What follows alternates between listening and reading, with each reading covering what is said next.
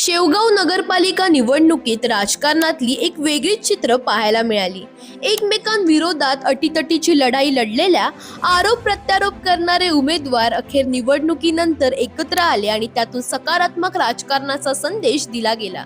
महायुतीत अखेरच्या क्षणी बंडखोरी करत भाजप प्रदेश सरचिटणीस अरुण मुंडे यांच्या पत्नी माया मुंडे यांनी नगराध्यक्ष पदासाठी अर्ज दाखल केला होता।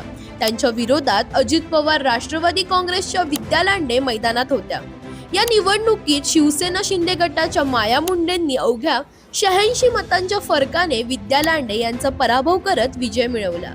निवडणुकीत पराभव झाल्यानंतरही विद्या लांडे यांनी मोठं मन दाखवत माया मुंडे यांना घरी बोलावून सत्कार केला। शेवगावच्या विकासासाठी सर्व पक्षांनी एकत्र काम करावं अशी भूमिका त्यांनी मांडली।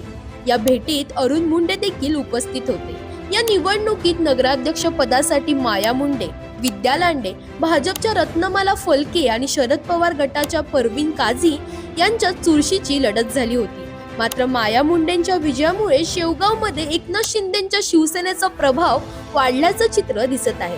दरम्यान मुंबईत माया मुंडेंनी उपमुख्यमंत्री एकनाथ शिंदे, महसूल मंत्री चंद्रशेखर बावनकुळे, पालकमंत्री राधाकृष्ण विखे पाटील, विधान परिषद सभापती राम शिंदे यांची भेट घेतली।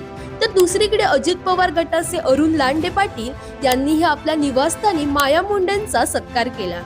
निवडणुकीत बंडखोरी झाल्याने भाजपकडून कारवाईचे संकेत मिळत असले तरी आगामी महापालिका, जिल्हा परिषद आणि पंचायत समिती निवडणुकांमुळे सध्या तरी बंडखोरांवर कारवाई टाळण्याची शक्यता व्यक्त केली जात आहे।